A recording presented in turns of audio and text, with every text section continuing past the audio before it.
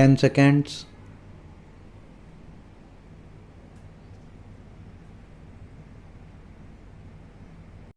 Mr. Vice Chairman, sir, I rise to support the Plantations Labour Amendment Bill brought up by the government for our consideration.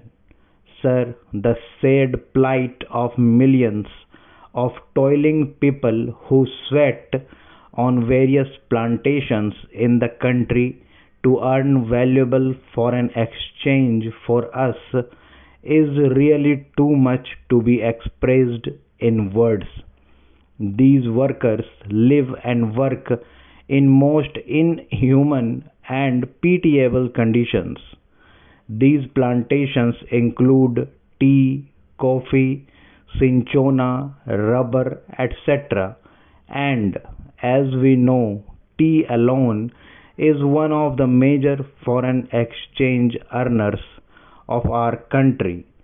But, sir, it is indeed most regrettable that, notwithstanding a lapse of 62 years since our independence, these workers who earn crores and crores of rupees by way of foreign exchange have to live in most miserable conditions.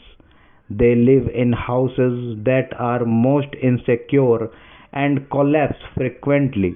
And when these workers die as a result of these collapses, their guardians or their dependents do not get even due compensation for the loss that they have to bear. Unhygienic living in distant and far flung areas, compounded with lack of medical and educational facilities, make their life utterly miserable. These plantation workers have to live in abject poverty like slaves of their employers. And as we know, most of these plantations are still foreign owned establishments, last vestiges of the colonial rule, the British rule. And as I said, it is a matter of deep regret for all of us that despite enacting an act, the Plantations Labour Act 2001, we have not yet been able to effect any improvement in their conditions. I think the employers alone are not responsible for their miserable condition.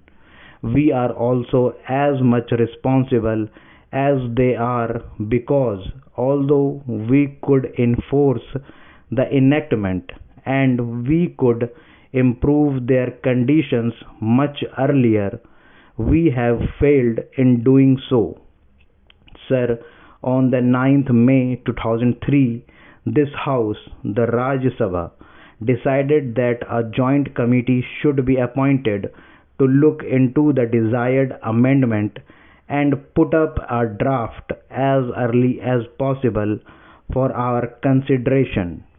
On the 26th May 2003, the Lok Sabha also adopted our resolution, our motion, with the result that a 45 member committee in which 15 representatives were from the Rajya Sabha and 30 from the Lok Sabha was appointed to look into the matter.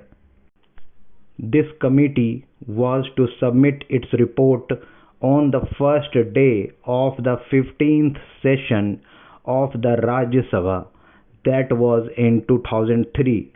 But this committee had to be granted 3 extensions, and the report was ultimately available on the 3rd March 2005. At that time, as we all know, the so-called JP's movement of total revolution was at its peak. Within 2 or 3 months, the national emergency had to be declared, and during the emergency, priorities had changed, and we could not just affect this desired improvement at that time, and we could not bring about this legislation. And then the Janta rule and the Lok Dal rule. For 30 months they were in power, but they too, although they tried to pose to be the champions of the downtrodden and the workers, failed to deliver the goods. And that is why today we are going to consider the report of that committee that was presented to the government in 2005. Therefore, we are also equally responsible for not ameliorating their conditions and their plight.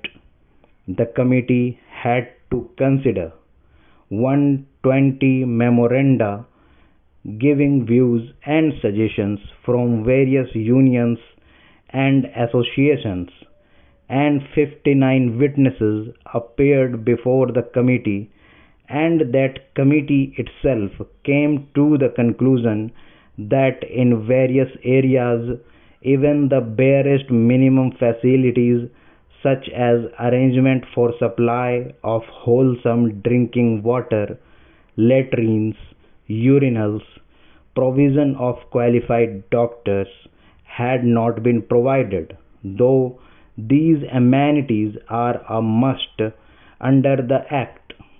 The Act has been there, but we could not enforce it. We could not implement it only because the employers did not want it. They did not want to give to the workers due justice.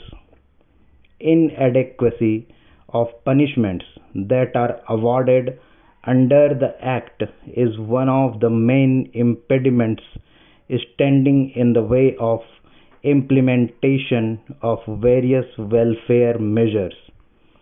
Courts generally take a lenient view of the offences under the Act, and they let off the employers who are offenders with lighter punishment, which generally amounts to a fine of rupees 100.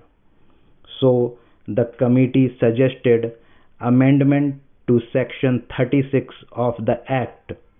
An employer is required to provide these workers living accommodation, but generally, in spite of the fact that the government gives loans and subsidies to the employers for construction of houses, progress in regard to these constructions is very poor.